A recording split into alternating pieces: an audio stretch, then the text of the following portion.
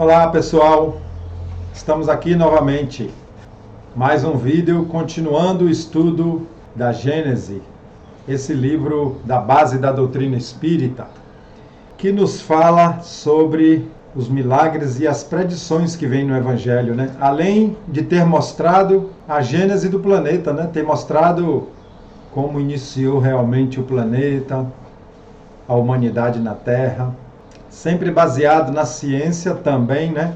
Mas na ciência que estava em vigor no século XIX.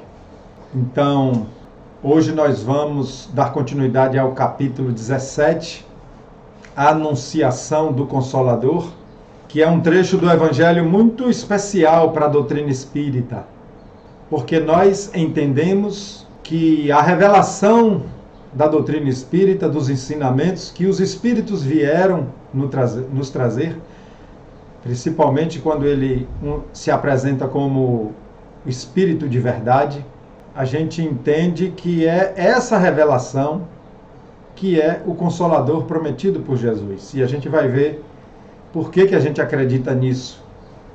Tá bom? Então é um capítulo especial. Esse subtópico poderia ser feito em um vídeo só, mas ficaria grande.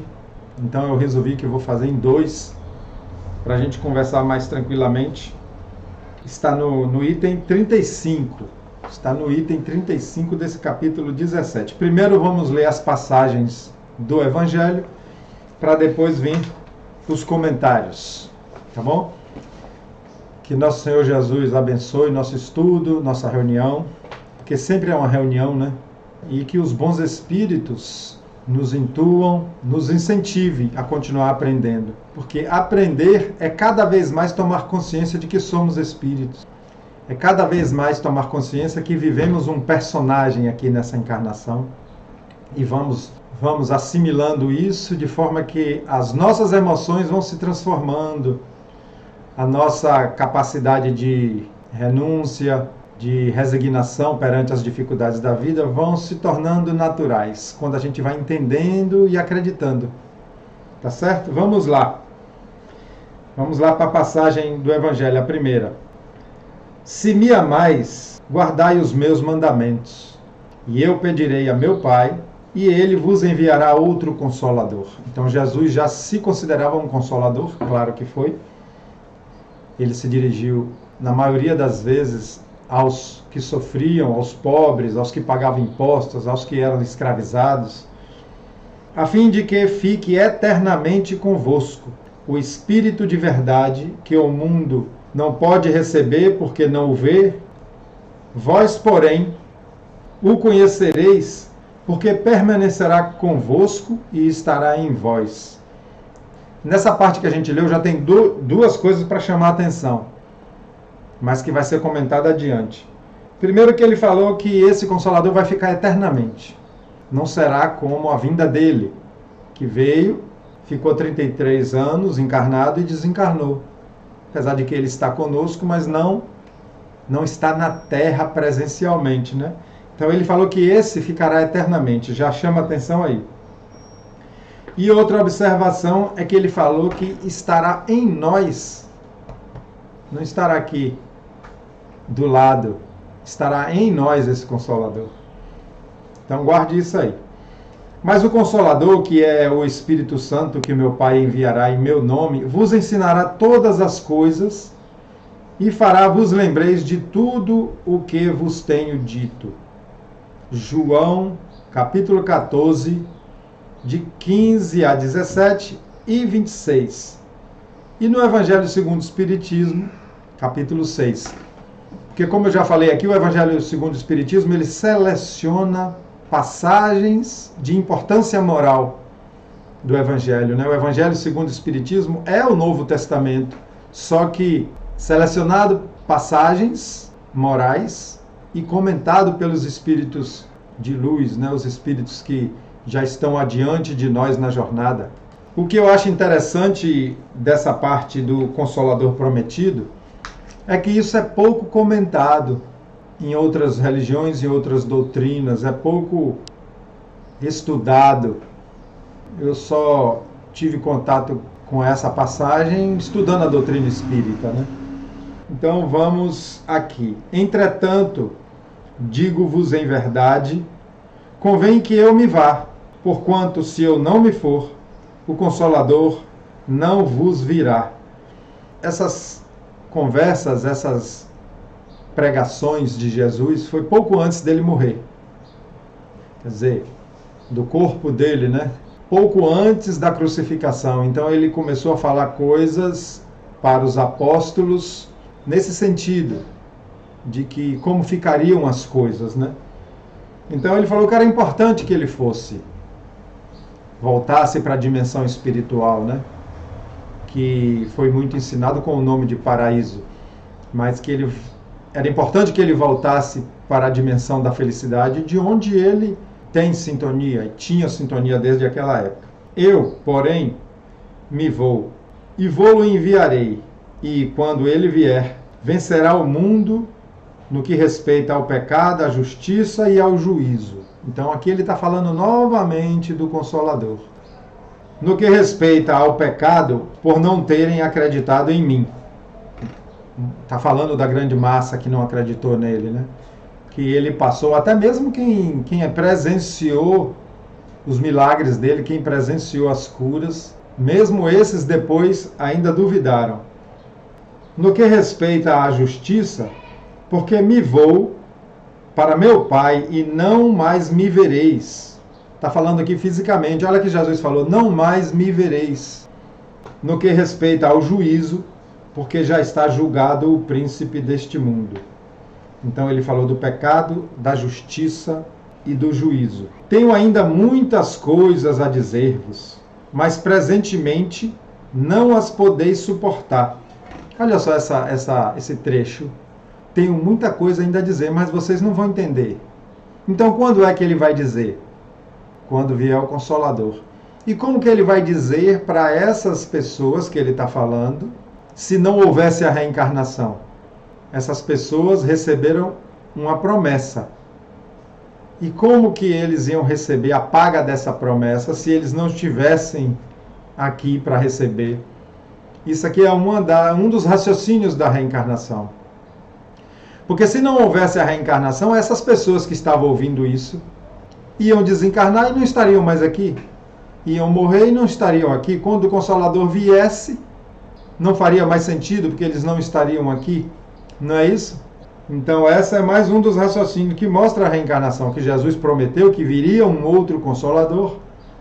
Para essas pessoas, é claro que elas estariam reencarnadas. Pode ser nós. Com grande raciocínio que seja nós. Quando vier esse Espírito de verdade, ele vos ensinará toda a verdade. Porquanto não falará por si mesmo, mas dirá tudo o que tenha escutado e vos anunciará as coisas por vindouras. Então esses espíritos de luz que viriam nessa época, né, já vieram, que viriam falar dessas coisas, iam trazer as coisas que aprenderam na sua jornada, na sua evolução, com todos os ensinamentos do Cristo. Então eles vinham trazer a verdade divina, não iam falar da cabeça deles. E Allan Kardec, né, que é Hippolyte Léon Denisard Rivail, Allan Kardec foi um nome que ele utilizou para que o personagem intelectual não aparecesse à frente dos livros, né? Então, Kardec também é um desses espíritos envolvido nesse trabalho. Ele reencarnou para fazer o trabalho, eu gosto de dizer assim, de secretário aqui embaixo, colocando também a sua sabedoria, colocando também as suas contribuições. Ele me glorificará, porque receberá do que está em mim e vou-lo anunciará. João, capítulo 16, de 7 a 14. Então tem duas passagens, tanto no capítulo 14 como no capítulo 16, e vários versículos do Novo Testamento, Jesus falando, explicando, dando vários aspectos desse Consolador que estava prometendo. Então é uma coisa muito importante. Ele deixou para falar próximo de estar indo embora. Então é uma coisa muito importante. É a continuação dos cuidados de Jesus com a humanidade, que sempre existiu desde a formação da Terra, desde a bola de fogo que era a Terra, até ela esfriar, até aparecer vida vegetal, aparecer os micro-organismos, depois os animais, depois as primeiras encarnações de espíritos nas cavernas. Sempre Jesus esteve à frente desse trabalho, dessa condução, dessa sala de aula chamada Planeta Terra. Não é eu que estou dizendo, né? Claro, é o que os espíritos trouxeram, está aqui e a gente estudou. Então ele sempre cuidou. Quem mandou Moisés foi ele, sendo auxiliar dele. E todos os outros sábios das grandes religiões, Buda, secretário de Jesus, Lao Tse, e todos esses que vieram pregar o bem, vieram pregar o amor. Os filósofos da Grécia, Sócrates e Platão também vieram, e tantos outros que eram enviados sempre para direcionar a humanidade a cada momento. Esta predição, olha que a gente está estudando as predições, né? Olha aí em cima do vídeo, predições do Evangelho. E isso era uma predição, Jesus estava falando de coisas que iriam acontecer. Esta predição, não há de contestar, é uma das mais importantes do ponto de vista religioso, porquanto comprova, sem a possibilidade de menor equívoco, que Jesus não disse tudo o que tinha a dizer, pela razão de que não o teriam compreendido, nem mesmo seus apóstolos.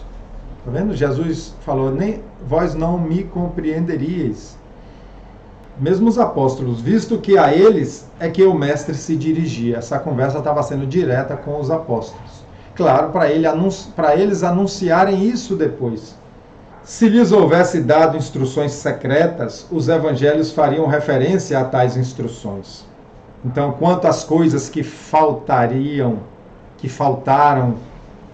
de serem ensinadas, aqui o raciocínio aqui ele estava dizendo aos apóstolos, nem os apóstolos sabiam, porque não é uma coisa que ele falou secreto para os apóstolos, para os 12, mas que não fosse para divulgar ainda para a grande população. Não era isso, não tinha nada de secreto, nem os apóstolos ainda poderiam ouvir as coisas. Ora, desde que ele não disse tudo a seus apóstolos, os sucessores destes não teriam podido saber mais do que eles. Os discípulos dos apóstolos não poderiam saber mais do que os próprios apóstolos, já que os apóstolos não sabiam, com relação ao que foi dito. Ter-se-ão possivelmente enganado quanto ao sentido das palavras do Senhor, ou dado interpretação falsa aos seus pensamentos, muitas vezes velados de forma parabólica, quer dizer, em parábolas. Aqui abre-se a possibilidade até os apóstolos terem se enganado em algum trecho em que eles queriam explicar Jesus, já que eles não sabiam tudo, e Jesus falou em parábolas, né? De forma velada. De forma velada é de forma encoberta, nas entrelinhas, né? Guardado. Velado significa também guardado. O ensinamento está guardado naquelas palavras ditas em parábolas, em sentido figurado. E a gente percebe que muitas vezes o mesmo episódio relatado por um evangelista ou por outro, às vezes não são tão fiéis um ao outro, porque são pessoas narrando fatos. Cada um vai narrar da forma que entendeu, da forma que ouviu. Considerando ainda que dos 4 evangelistas, João, Mateus, Marcos e Lucas, ainda considerando que Marcos e Lucas nem conviveram com Jesus diretamente. João e Mateus sim, mas Marcos e Lucas aprenderam com Paulo depois e fizeram seus evangelhos. Daí a importância fundamental da gente estudar os comentários dos Espíritos em relação aos Evangelhos. Inclusive, muitas partes dos Evangelhos que estão lá no Novo Testamento nem foram selecionados para o Evangelho segundo o Espiritismo. Nem foram selecionadas. As partes de maior influência moral é que estão lá no Evangelho segundo o Espiritismo. As religiões que se fundaram no Evangelho não podem, pois, dizer-se possuidora de toda a verdade, porquanto ele, Jesus, reservou para si a completação ulterior de seus ensinamentos. Olha cada raciocínio que abre novo entendimento para a gente. Nenhuma religião pode se dizer dona da verdade, porque ela não foi dita toda. Jesus disse que ele não poderia falar tudo. Então, se ela não foi toda dita, nenhuma religião sabe de tudo, não é isso? Não pode ser dona da verdade, porque ainda faltam coisas. O princípio da imutabilidade em que as religiões, se firmam, constitui um desmentido às próprias palavras do Cristo. Então, se uma religião se diz imutável, infalível, ela está contradizendo Jesus, porque o próprio Jesus falou que ainda falta coisa. Então ela vai mudar de qualquer jeito, não é isso? Ela vai acrescentar coisas. Porque todos esses auxiliares do Cristo, né, e tem muitos outros que ele mandou, veio falar coisas próprias para o momento intelectual da humanidade. Como se faz com um aluno. Em cada ano, uma porção de ensinamentos. Em cada ano, ensinando coisas que precisavam dele saber de outras antes para aprender aquela. Ninguém vai aprender função em matemática, equação do segundo grau, se não aprendeu as 4 operações básicas: somar, subtrair, multiplicar e dividir. Então, cada coisa foi ensinada em seu momento. E é claro, eu acredito que ainda tem muito mais por vir. A nossa intelectualidade, a nossa capacidade espiritual ainda é muito limitada, espíritos da Terra. Ainda tem muito mais por vir. Sob o nome de Consolador e de Espírito de Verdade, Jesus anunciou a vinda daquele que havia de ensinar todas as coisas possíveis para o nosso nível espiritual limitado. Nosso nível de inteligência ainda por se desenvolver ainda muito, e de lembrar o que ele dissera. Logo, não estava completo o seu ensino. E, ao demais, prever não só ficaria esquecido, como também que seria desvirtuado o que por ele fora dito, visto que o Espírito de Verdade viria tudo lembrar, e de combinação com Elias, restabelecer todas as coisas, isto é, pô-las de acordo com o verdadeiro pensamento dos seus ensinos. Então, essa promessa do novo Consolador, ele vinha dizer mais coisas que Jesus não deveria dizer na época, não pôde dizer por nossa limitação, e também arrancar aquelas plantas que o Pai não plantou, né, ensinamentos errados sendo provados que não são verdades, estabelecendo a verdade, a fé raciocinada, estabelecendo a fé sem tanta prática externa, mas muito mais num trabalho interno de aprender a amar. Quando terá de vir esse novo revelador? Kardec bota a pergunta, quando terá de vir? É evidente que se na época em que Jesus falava, os homens não se achavam em estado de compreender as coisas que lhe restavam a dizer, não seria em alguns anos apenas que poderiam adquirir as luzes necessárias para entendê-la. Então, quando Jesus falou que ainda não estavam preparados, não seria em alguns anos que aquelas intelectualidades iam evoluir, que o entendimento ia ficar pronto. Não seria em alguns anos, nem décadas. Para a inteligência de certas partes do Evangelho, excluídos os preconceitos morais, faziam-se mister conhecimento que só o progresso das ciências facultariam o que tinham de ser obra do tempo e de muitas gerações. Eu sempre digo, em vários vídeos meus eu já disse, que a ciência não é oposta a Deus, que os cientistas não necessariamente são ateus. A ciência é o homem desenvolvendo sua inteligência para descobrir as coisas de Deus. Quando o homem descobre o átomo, ele não fez nada, ele não construiu nada, ele descobriu uma coisa que estava oculta e já existia no universo desde as cavernas, existia no planeta Terra desde o início.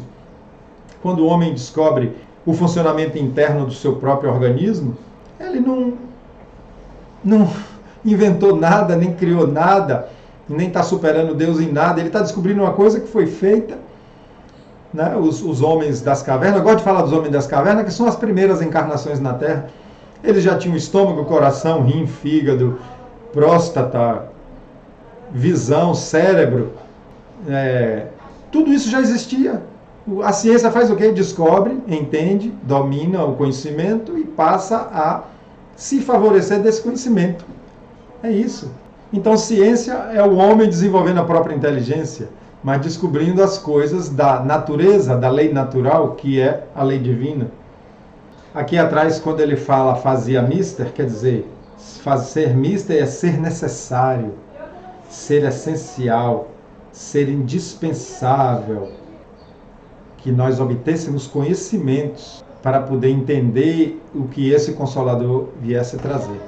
E o século XIX, final do século XIX ali, né? Já na segunda metade, é que a ciência estava desabrochando, o positivismo, o raciocínio positivo, excluindo muitas coisas que a religião tinha ensinado, explicado de forma dogmática. Então fazia essencial que essa ciência evoluísse. O próximo vídeo eu vou completar, e ele é muito importante que se escute os dois assim bem próximo, um logo depois do outro, que a gente vai fazer uma ligação de raciocínio, pegando esse fio da meada, vamos dizer assim, tá bom? Então, até o próximo vídeo, minha gente, que Jesus nos abençoe, abençoe nossos lares. Um abraço a todos.